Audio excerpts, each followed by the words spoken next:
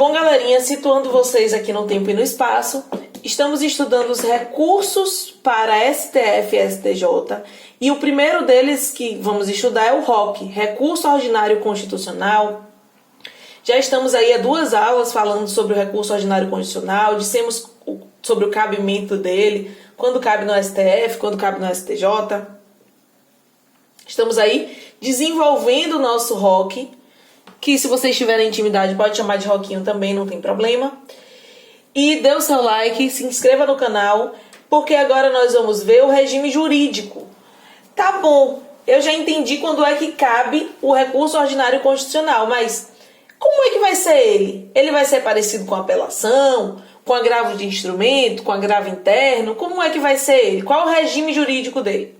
Ele vai seguir algum regime jurídico de algum recurso específico?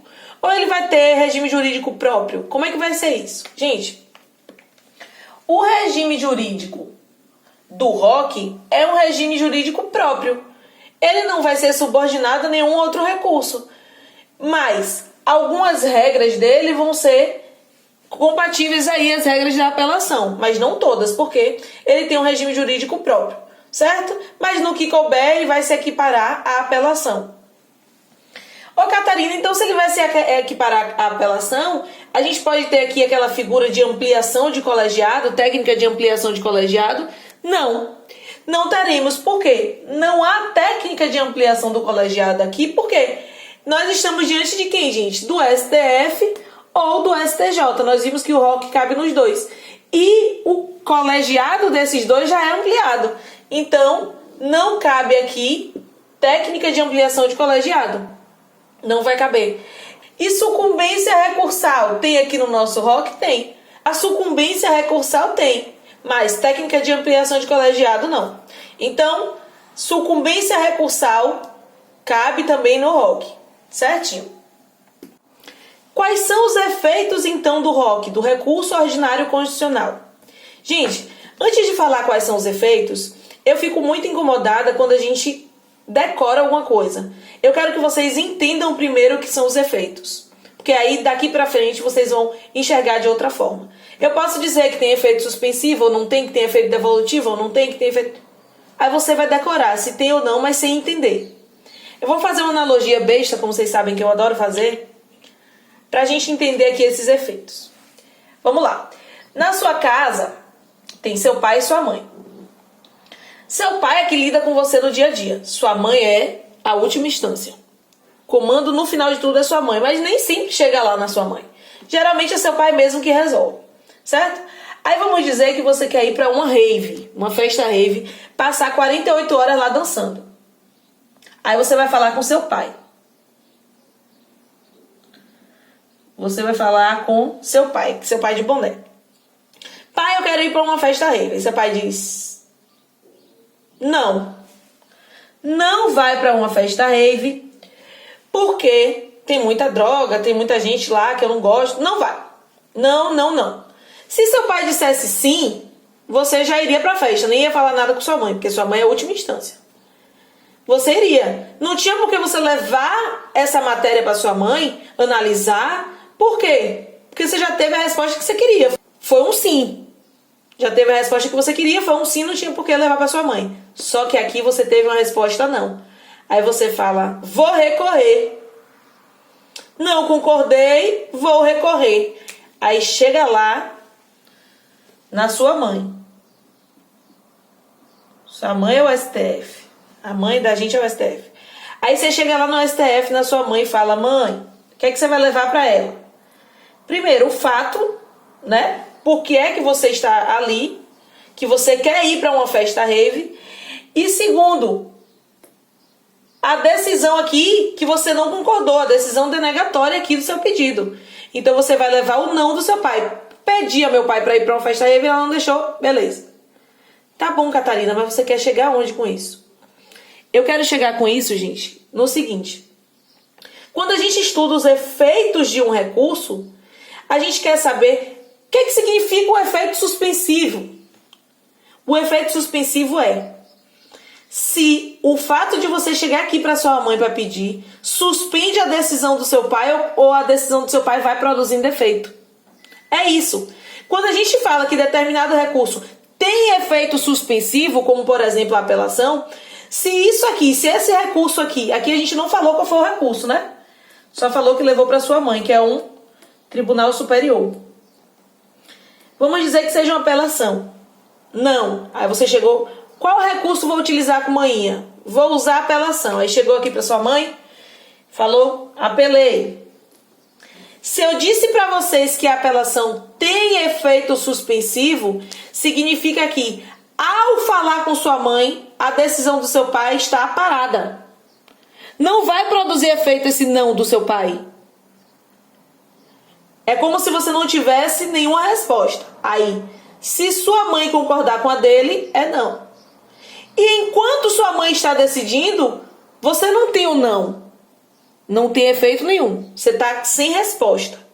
Quando sua mãe disser que sim, se sua mãe disser que sim, aí esse não do seu pai não valeu de nada e você vai para sua rave. Se sua mãe disser que não, aí, amigo, sente e chora e você não vai para rave. Mas isso significa dizer que tem efeito suspensivo, porque a primeira decisão fica sem efeito. Sem efeito, a sua eficácia é suspensa. Não tem efeito até a resposta aqui. Vamos dizer que você pediu ao seu pai e seu pai disse não. Além de dizer não, ele falou o seguinte: você ainda está de castigo até o dia da rave. Você ainda está de castigo até o dia da rave. Aí você foi lá, apelou para sua mãe. Mãe, pelo amor de Deus, meu pai disse que eu estou de castigo e não deixou eu ir. Ô Catarina, vem cá. Se fosse um recurso que não tem efeito suspensivo, como é que seria? Se não tem efeito suspensivo, você vai ficar de castigo até sua mãe decidir. O fato de você chegar lá e entrar com um recurso para sua mãe, se eu disser que aquele recurso não tem efeito suspensivo, você continua de castigo até sua mãe falar se você vai ou não, se você está de castigo ou não. Entenderam isso, gente? Então é isso que significa. Dizer que algum recurso tem efeito suspensivo significa dizer isso. Se aquela decisão primeira vai continuar produzindo efeito ou não. Ô Catarina, vem cá. Se não tiver efeito suspensivo, eu estou de castigo aqui. Aí eu vou lá, recorro para minha mãe. Até minha mãe decidir, eu continuo de castigo, né? Porque não tem efeito suspensivo, não suspende os efeitos da decisão, determinado recurso. Beleza, isso. Mas eu posso pedir para minha mãe que ela me tire de castigo, ou seja, suspenda esse efeito aqui da sentença de meu pai, até que ela decida? Posso. E como é o nome disso? Requerimento.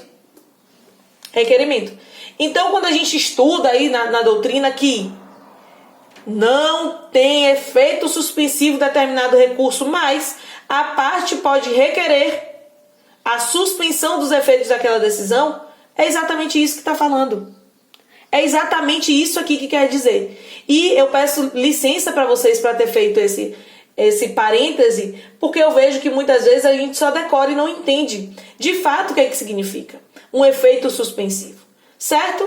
Então, e o nosso ROC, ele tem efeito suspensivo ou não? Em regra, não. Então, o que é que eu quero dizer com isso? Que aquela decisão anterior vai produzir efeito mesmo com a interposição do ROC. O efeito dela só vai ser suspenso com a decisão ali do tribunal. Mas o fato de você interpor esse recurso não suspende os efeitos daquela decisão anterior. Essa é a regra. E a exceção? A exceção é se tiver alguma disposição legal ou judicial contrária. Ou seja, se a própria lei falar em algum momento que deve ser suspenso, aí sim vai ser suspenso. Beleza? E requerimento, que foi aqui o que a gente acabou de explicar.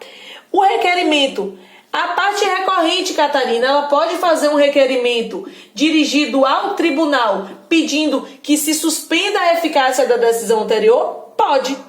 Pode. A parte recorrente pode dizer: tribunal, por favor, suspenda a eficácia daquela decisão ali anterior porque eu não concordei. Eu não quero ficar passando por isso. Enquanto você está decidindo, enquanto o tribunal está decidindo, suspenda os efeitos. Aqui no nosso exemplo seria dizer, me tire do castigo. Me tire do castigo pelo menos até você decidir. Se você decidir que eu devo continuar de castigo, eu volto. Mas por enquanto me tire. No nosso exemplo, certo? E aí, Catarina, beleza. Quem é que vai julgar então esse requerimento? Quem vai dizer que aquele requerimento deve ser acatado ou não? O relator. O relator é que vai julgar. Tá bom? Beleza. E o efeito devolutivo? Gente, o efeito devolutivo é a essência de qualquer recurso.